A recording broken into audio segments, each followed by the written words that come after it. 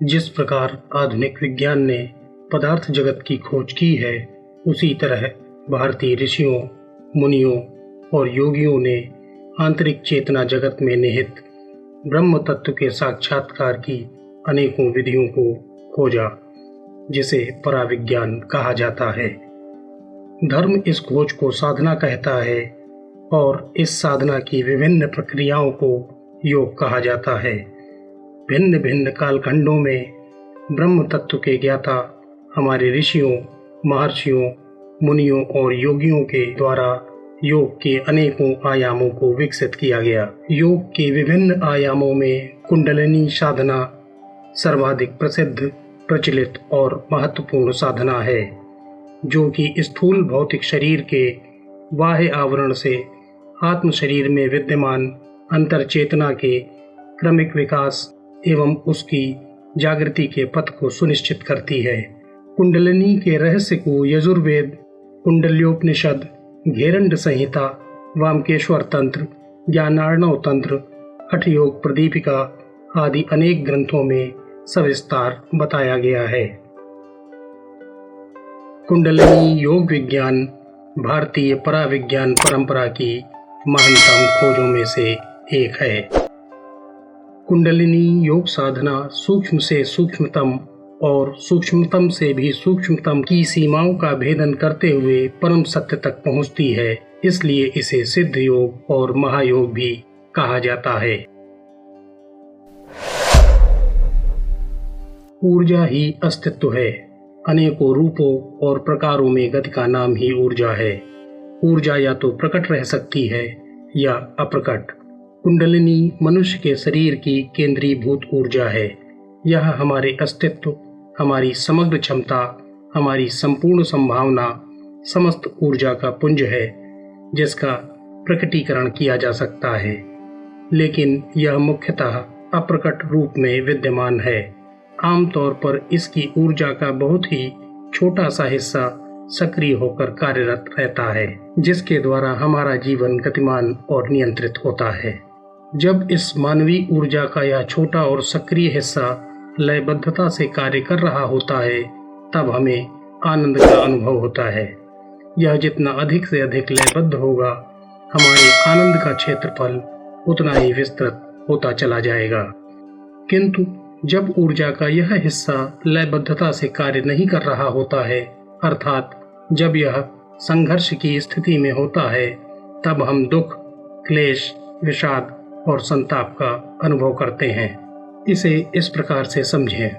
ऊर्जाओं का यह संघर्ष हमारे आसपास कई प्रतीकों के रूप में विद्यमान रहता है, जैसे कि घर में, परिवार में, ऑफिस में, देश में, संसार में, यहाँ तक कि ब्रह्मांड में, आदि आदि। ये सब ऊर्जा के बाह्य स्रोत हैं और दूसरा स्रोत है हमारी आंतरिक ऊर्जा। इस बाह्य ऊर्जा और हमारी आंतरिक ऊर्जा के परस्पर द्वंद्व और संघर्ष के कारण ही इस भौतिक संसार में गतिशीलता विद्यमान है और हम सभी इन परस्पर संघर्षरत ऊर्जाओं के मध्य में संतुलन साधने में व्यस्त। जब कभी हम इन दोनों ऊर्जाओं के मध्य परस्पर संघर्ष में संतुलन साधने में सफल हो जाते हैं, तब हमें सुख की अनुभूति होती है। यहाँ सुख शब्द पर ध्यान रखिएगा। हमें सुख की अनुभूति होती है। सुख एक नकारात्मक विषय वस्तु है। यह स्थायी नहीं है। एक के बाद दूसरे सुख को भोगने की चेष्टा स्वाभाविक है और लगातार नए नए सुखों को भोगने की हमारी उत्कंठा ही हमारी आंतरिक ऊर्जा में संघर्ष और असंतुलन का कारण बनती है। अब इसके दूसरे पक्ष पर गौर करें। जब हमारी आंतरिक ऊर्जा इस बाह्य ऊर्जा के साथ संतुलन को साधने में असफल रहती है, तब हम दुख, क्लेश, कष्ट और संताप की परिस्थिति में पहुंच जाते हैं, जिसके फलस्वरूप हमारी आंतरिक ऊर्जा में संघर्ष और असंतुलन होना स्वाभाविक है। इस बाह्य ऊर्जा और आंतरिक ऊर्जा के पारस्परिक संघर्ष से उपजे द्वंद्व को ही हम सांसारिक माया, मोह और जंजाल के नाम से जानते हैं और इसमें लगातार उलझे रहने के कारण ही हमारा शरीर अनेकों प्रकार के विकारों से ग्रसित हो जाता है, जिन्हें हम रोग के नाम से जानते हैं। इस प्रकार हमने देखा, चाहे सुख हो या संताप, दोनों ही परिस्थितियों में हमारी आंतरिक ऊर्जा में संघर्ष और असंतुलन विद्यमान रहता है, जो हमें सदैव आंतरिक रूप से विचलित और उद्वेलित रखता है, जिसके कारण हम सदैव द्वंद्व में रहते हैं। अतः यह स्पष्ट है, जहाँ द्वंद्व है, जहाँ संघर्ष है, वहाँ सिर्फ सुख या दुख ही उपजते हैं, वहाँ स्थिरता नहीं होती। इसलिए वहाँ पर कभी भी आनंद का अंकुरण नहीं हो पाता है, क्योंकि आनंद की पहली शर्त स्थिरता है।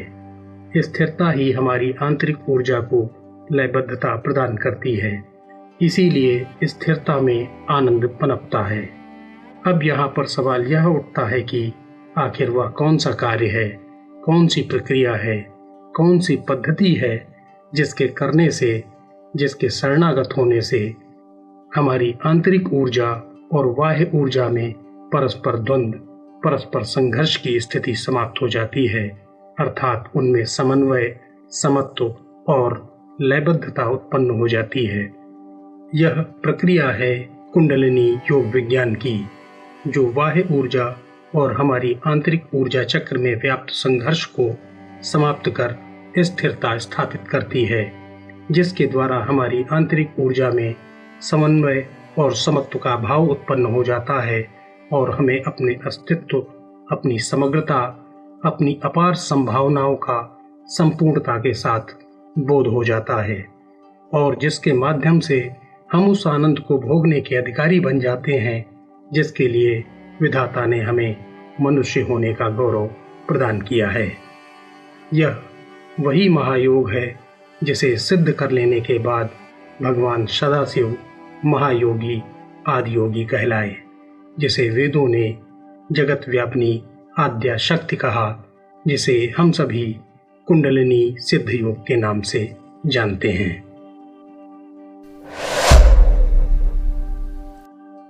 मानव शरीर की रीढ़ की हड्डी अपने दोनों ही सिरों पर खोखली होती है और इसके आखिरी सिरे के सबसे निचले हिस्से में कुंडलिनी शक्ति का वास है। पुरुषों के शरीर में इसकी स्थिति मूत्राशय और मलाशय के बीच पेरिनियम में और स्त्रियों में गर्भाशय व सर्विक्स के चारों ओर स्थित होती है, ठीक वैसे ही जैसे कोई सांप सुप्तावस्था में हो। इसलिए इसका नाम कुंडलिनी या सोता हुआ सांप रखा गया है। आप यह कल्पना भी नहीं कर सकते हैं कि कोई सांप खड़ा भी हो सकता है, लेकिन सांप खड़ा हो सकता है। वह अपनी पूंछ पर सीधा लंबवत खड़ा हो सकता है। सांप किसी ऊर्जा पुंज की भांति खड़ा हो जाता है। यही कारण है कि कुंडलिनी की अवधारणा को स्पष्ट करने के लिए प्रतीकात्मक रूप से इसका उपयोग किया जाता है। हमारी जीवन ऊर्जा कुंडलित और सुप्तावस्था में है, किंतु इसे जागृत किया जा सकता है, इसे खड़ा किया जा सकता है, और अगर यह अपनी संपूर्ण क्षमता को साकार कर जागृत हो जाए तो आपका रूपांतरण सुनिश्चित हो जाएगा। इसलिए कुंडलिनी योग इस बात का स्पष्ट रेखांकन करता है कि आप केवल आंशिक रूप से ही जीवित हैं।